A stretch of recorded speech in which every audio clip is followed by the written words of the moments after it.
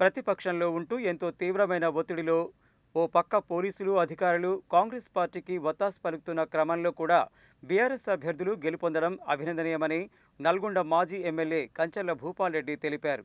డబ్బు విచ్చలవిడిగా ఖర్చు చేస్తూ అధికారం అడ్డం పెట్టుకొని ఎన్ని అక్రమాలు అరాచకాలకు పాల్పడినా ఎదురొడ్డి గెలిచిన బీఆర్ఎస్ సర్పంచులకు ఆయన శుభాకాంక్షలు చెప్పారు.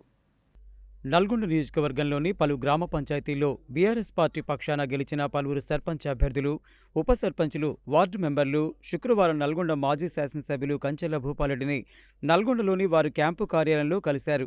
సర్పంచులుగా, ఉప సర్పంచులుగా, వార్డు సభ్యులుగా ఎన్నికైన వారిని ఆయన శాలువాలతో సన్మానించి శుభాకాంక్షలు తెలిపారు.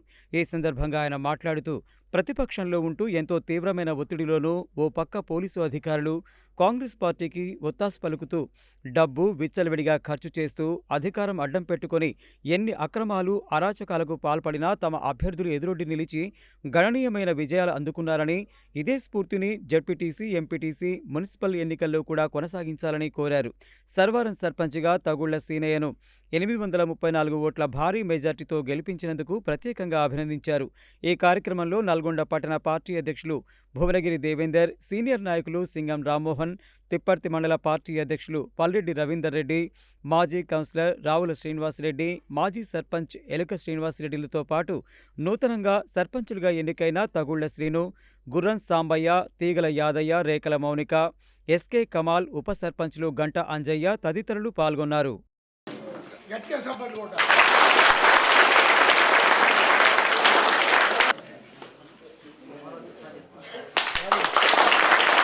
వచ్చినటువంటి కార్యక్రమం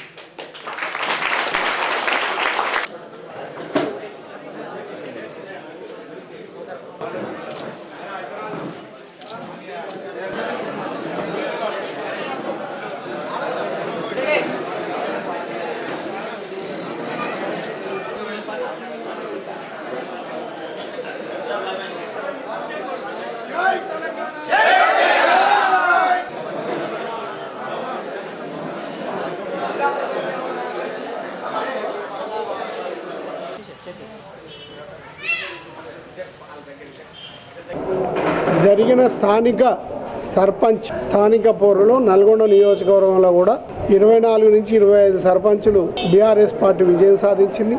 ఇంకొక 15 సర్పంచ్ స్థానాలలో స్వల్ప 1, 2, 3, 4, 5 ఓట్లతోటి మరి ఓడిపోవడం జరిగింది. మరి అదేవిధంగా చాలా గ్రామాలలో వార్డు మెంబర్లు ప్రతి గ్రామంలో 4 వార్డులు, 5 వార్డులు, 3 వార్డులు వార్డు మెంబర్లు కూడా గెలుచుకోవడం జరిగింది.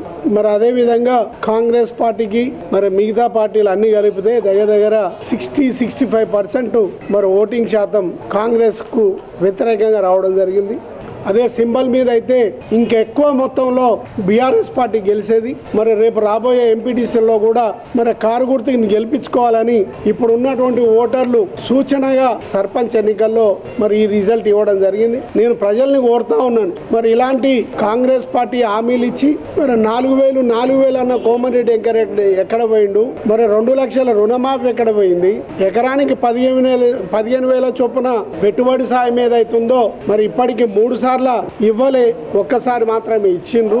మరి అదే విధంగా మహిళలకు 2,500 ఇస్తున్నారు, ఇంతవరకు ఇవ్వలే. కళ్యాణ లక్ష్మి షాదీ ముబారక్ ద్వారా మరి తులం బంగారం ఇస్తున్నారు, ఇంతవరకు ఇవ్వలే.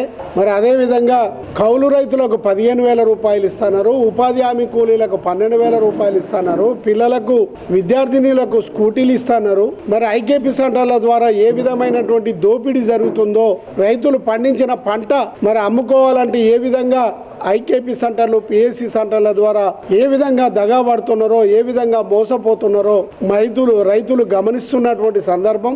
మరి ఏవైతే రోడ్లు ఉన్నాయో మరి నల్గొండ నుంచి ముషంపల్లి రోడ్ ఏదైతుందో మరి అప్పుడు మనం శాంక్షన్ చేస్తే అది ఇప్పటి వరకు కూడా కంప్లీట్ కాకుండా మరి ఆయన నిర్లక్ష్యమే. మరి గుండ్లపల్లి నుంచి మరి కుర్రంపల్లి అదేవిధంగా నర్సింగ్బాట్లకు సంబంధించిన రోడ్ ఏదైతుందో అవి కూడా మరి ఈయన ప్రభుత్వంలో నిర్లక్ష్యం జరుగుతూ ఉంది. మరి అదేవిధంగా చందనపల్లి నుంచి కూడా రోడ్ ఏదైతుందో అది కూడా నిర్లక్ష్యం జరుగుతూ ఉంది. మరి మామిడాల నుంచి ఎల్లమ్మగూడెం మీదుగా పోతున్నటువంటి రోడ్డు కూడా దాన్ని కూడా పూర్తి చేయకుండా నిర్లక్ష్యం చేస్తూ రోజు ఎంతోమంది కాళ్ళు చేతులకు ఇబ్బంది అవుతున్నటువంటి సందర్భాన్ని కూడా గుర్తు చేస్తున్నా. మరి అదేవిధంగా మాడుగులపల్లి నుంచి ఏదైతే రోడ్డు ఉందో దాన్ని కూడా పూర్తి చేయకుండా నిర్లక్ష్యం చేసి కంకర్రాళ్లకు బలైపోతున్నటువంటి సందర్భాన్ని కూడా గుర్తు చేస్తున్నా. మరి ఈ విధమైనటువంటి పాలన మరి ఇక్కడ ఉన్నటువంటి ఎమ్మెల్యే మంత్రి మరి ఈ నల్గొండ నియోజకవర్గాన్ని నల్గొండ జిల్లాని నిర్లక్ష్యం చేస్తున్నటువంటి సందర్భాన్ని కూడా గుర్తు చేస్తున్నా.